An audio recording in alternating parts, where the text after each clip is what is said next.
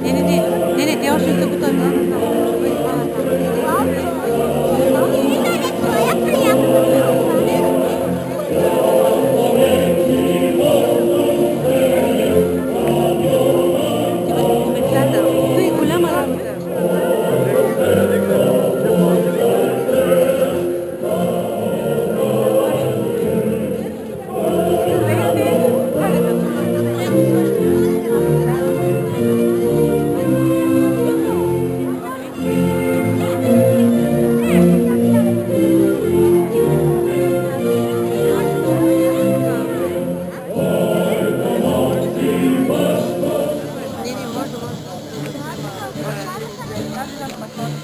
Жестокото потушаване на априлското въстание предизвиква широк отглас в Европа и света.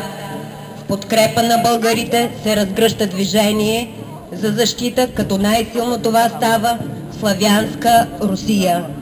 Подготовката на войната започва далеч преди Цариградската конференция с изготвяне на план за войната от началника на щаба професор генерал Николай Николаевич Обручев. Планираното преминаване на река Дунав е по-различно от вариантите, използвани в предишни руско-турски войни. Този път пробивът е през централна България, между Никопол и Русе, а по-късно до Одрин и Цариград. Турската армия започва също подготовка и мобилизация.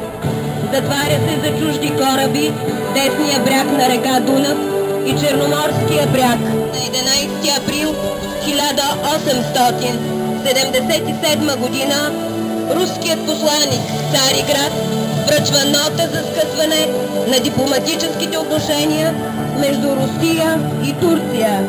На следващия ден руският император Александър II обявява в Кишинев манифеста за започване на войната. В ходи генерал Гурко успява да превземе Шипченския проход и да освободи пътя за по-нататъчни действия на руската армия. В отговор на стремителния марш на войските на предния отряд, турските командващи прехвърлят 40-хиляден корпус на Сюлейман Паша от Черна гора. Неуспешната втора атака на Плевен и боевете при Стара Загора бележат края на настъпателния период на войната за Русия. Плановите на турското командване Сюлейман Паша да атакува Шипченския проход. След като загубват сраженията за Шипченския проход, турските войски пренасочват опитите за овладяване на други проходи в околностите на град Елена. Руските войски изграждат укрепени позиции в околностите на село Марян. Броят на четниците достига до 1000 човека, а района на действие до Котел.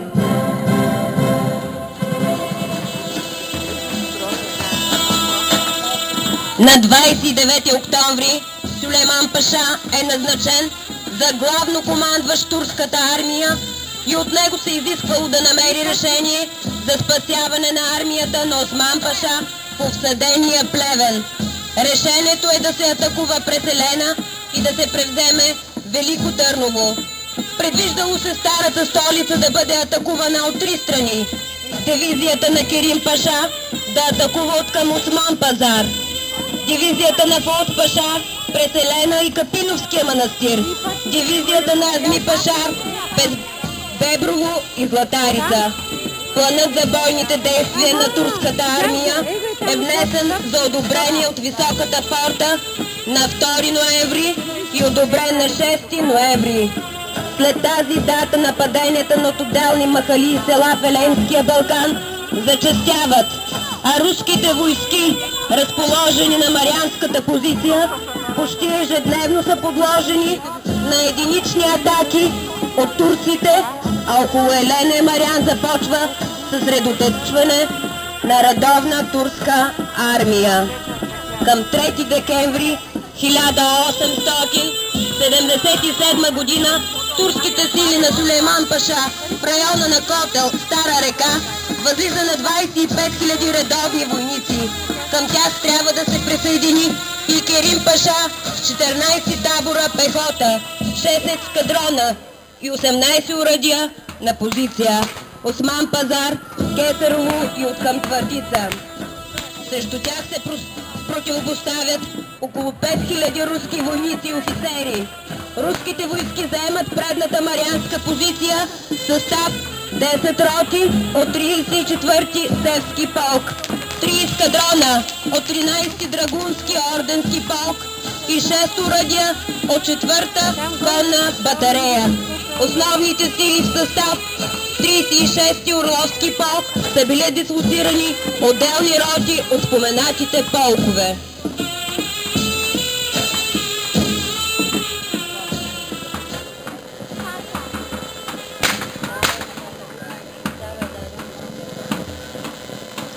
Настъплението на турските части започва през нощта на 4 срещу 5 декември.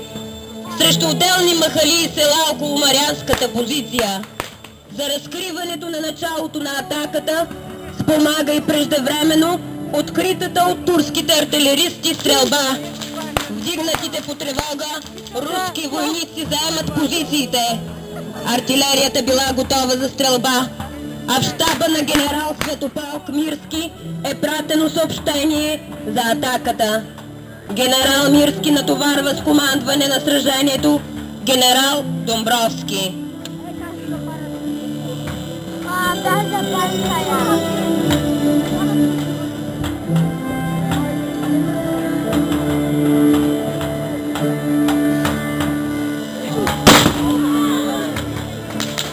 Приближаването на линията на отбраната започва артилерийски двубой между турската и руската артилерия, а в 7 часа сутринта започнала и пехотната атака по левия бряг. Алиара Риза Паша с черкесите си, а в центъра Фуат Паша и отдясно Хюсеин Паша с конницата.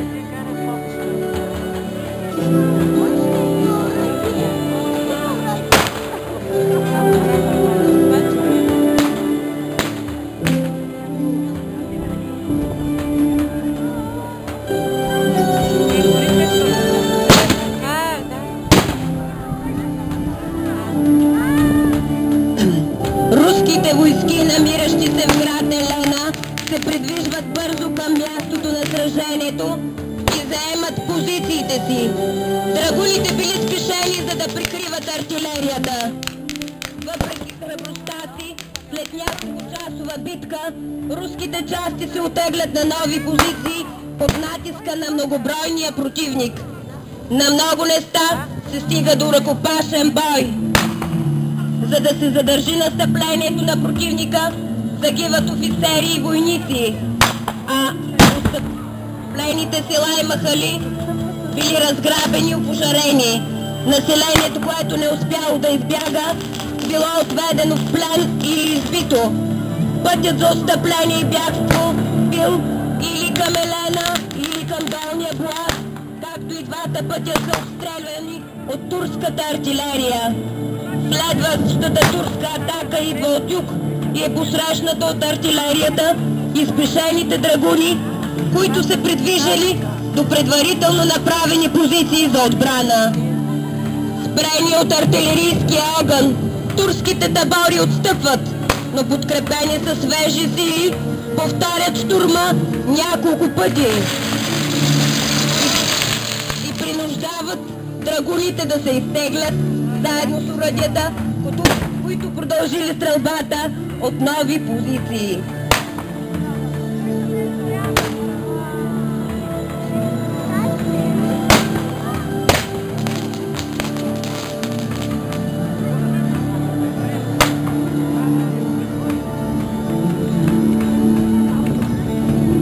За да прикрият отстъплението, орловците хвърлят щикова атака, но и тя е спряна от многобройните неприятелски войски. Окуражени от атаката, драгуните също предприемат атака и възвръщат позицията си. Докато те задържат противника с оръдията, започват изтегляне на руските части към град Елена и подготовка за отбрана на града. Гражданите или предупредени да напуснат града в посока Яковци и Горния Буаз.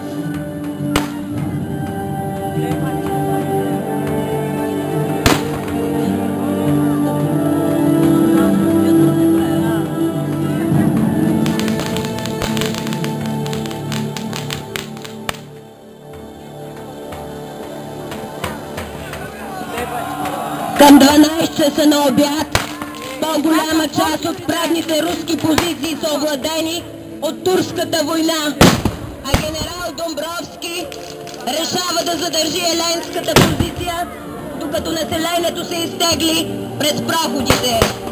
Сражението се пренася в посока село Кесарево и това налага руските войски от Велико Търново да се придвижат натам. На пътя на турската армия към Търново остават само 7-ма, 8-ма и 11-та ополченски дружини.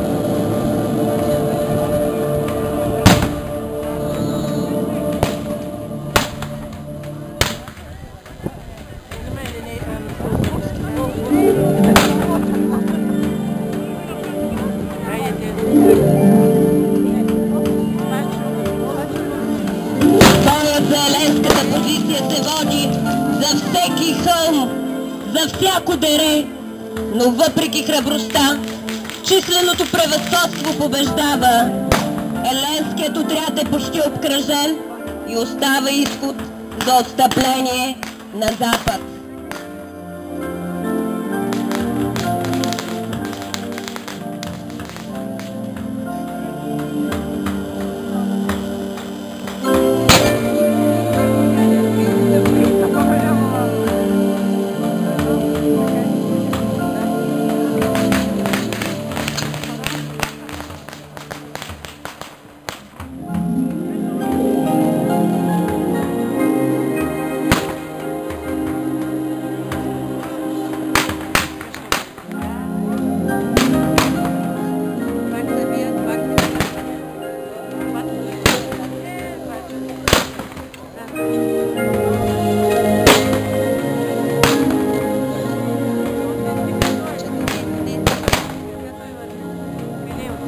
Знамената на полковите са пренесени на Йовковската позиция, а в 3 часа след обяд първите къщи на града са овладени от противника, а до 7 вечерта градът е овладян. Оцелелите руски отряди се оттеглят на Йовковската позиция.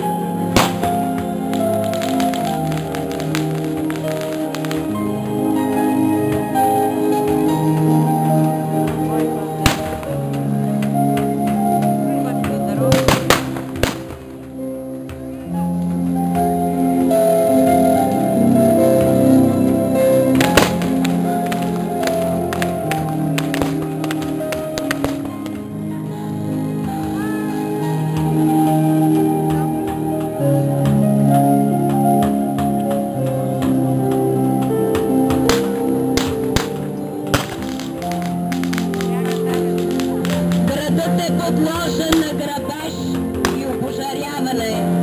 Останалите в него жители са избити и ограбени.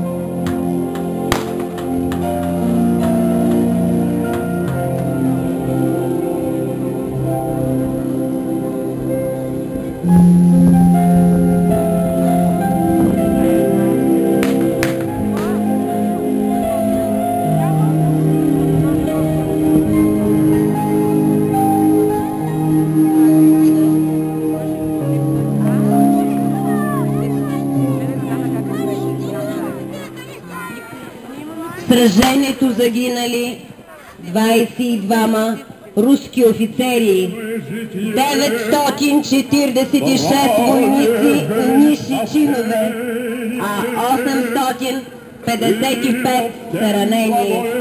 Сраженията продължават посока Златарица, Кесарево, Омуртак. Силата им намалява и не постига главната цел – превземането на Търново и подпомагане на войските на Осман Паша в Плевен. Град Елена е освободен на 15-16 декември същата година, като до Коледа са овладени проходите, а от турското командване са изпратени парламентьори за договаряне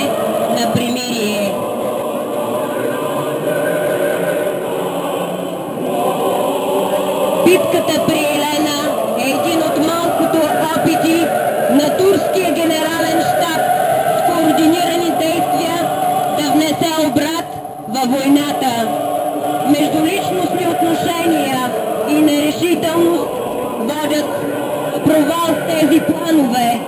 И няколко месеца по-късно, на 3 март 1878 година, в Сан Стефано е подписан мирен договор, който донася свобода на българския народ.